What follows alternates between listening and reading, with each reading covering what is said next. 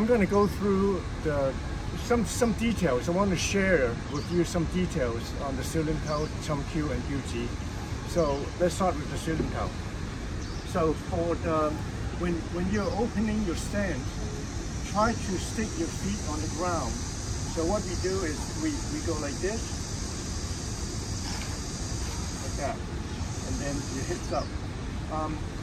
A lot of people do this. A lot of people go this and this. We don't do this because when you stick your feet to the ground, you're more you're more secure, you're more stable. That way, every time your feet leave the ground, people can push you. So we try to stick it to the ground when you open the stand.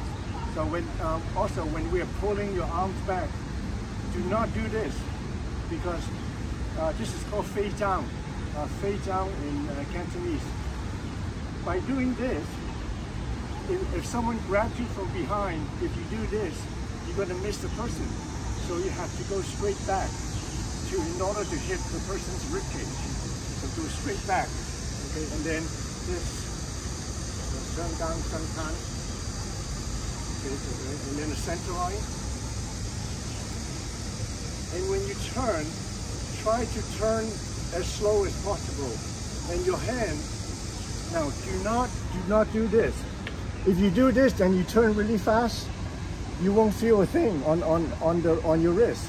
If you do the Makji, keep your fingers closed, keep your palm flat, and you pull in and turn slowly, then you're feeling, you're training, you're strengthening your wrist. So go like this, try to pull in as far as you can, go as slow as you can. Now the reason why Yip Man did his ceiling towel for about half an hour, you have heard about that, is because his circle hand is really slow. The slower the better. Okay, so, but because we're shooting a video, I want to do it quicker. Okay, so center punch, you just try to go slow, and then pull back, straight back, and then this, same thing, and then for time's out, make sure your elbow go to the center, turn, as your hand is going at the 45 degree, that's when your elbow goes out simultaneously, while keeping this in the center. So now, if you drop your elbow, people can easily trap you. So you have your elbow at about this height. So this way, when people push you, you can hit here. When they pitch here, you can strike with your elbow. Okay, so Tan, 1 Tan and 3 Phục, and 3 Phục Sao. Phục Sao, relax your palm, and the energy comes from here. Comes from the elbow. And the elbow energy comes from your shoulder. Okay, keep everything in the center. Okay, turn. Okay, do this 3 times, and then the pass out. Relax your wrist, relax, and then snap it like this. Okay, and then do not go beyond your shoulder. And this is you're going at a 45 degree. So if you want to block someone, you want to block him away from you, not here. If you block here, someone is already here. So you want to block at 45. And then we block, right after we block, we don't come back. We block and then we hit directly. Okay, so this is the same with the right hand. The second part, down here, and then you go up, like that. Go as high as possible, and you go out. So make sure this distance is about like 1 inch the most. This is for when someone is grabbing you from behind, you lift up, so they loosen up the joint, and then you hit this area. So you go like this. Okay, so this is at about 45 degrees. Okay, after that you go to the waist, and then you block. When you block, notice my wrist has a snapping technique. So you go like this, and then you go here. Do not go too high, because you're leaving this part open. So, at about here. And then when you go out, I'm going to give you a top view. When you go out, this kick remains at the 90 degree, and then your hand goes like this, and then it goes like this.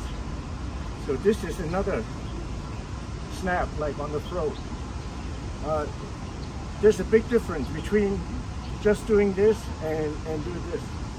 This you'll be able to generate more power. Just like Bruce Lee, when he did 1-inch punch, he did the same thing. He went like this. So when we do this, we go like this. Okay, and then back, and then the thumb. So from the side, here.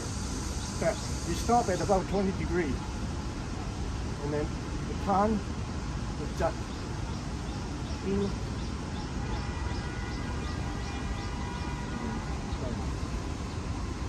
Okay, third part.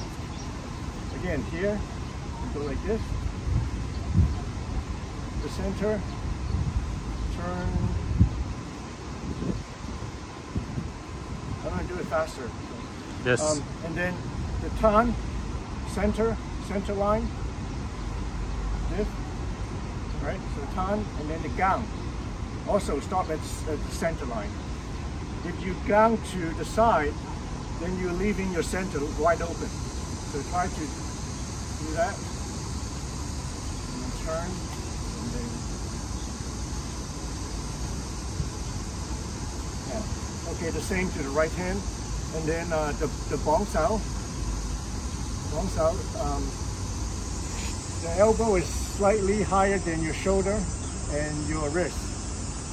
And then hit, turn, and back. Now when you're doing the bong sao, make sure you don't go your arm here don't be going out in an angle. If you bong sao like this, when people apply pressure, you're going to be defending with just your arm.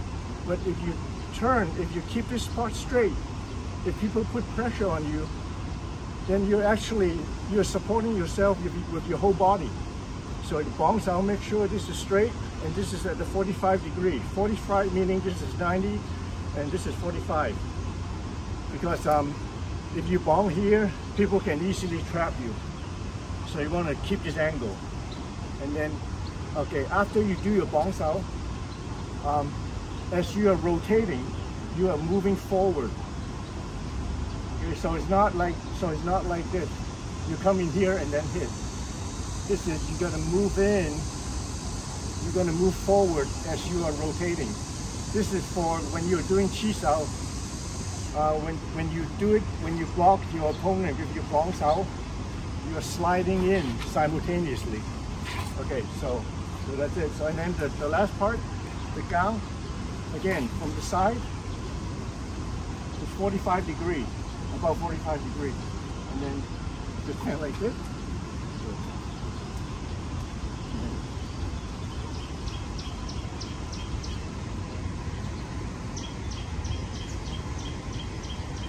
So every time you do your circle hand, do it as slow as possible. So slow that you cannot even see your hand moving. You know, that's the way to train your wrist. So that's some details on the ceiling top.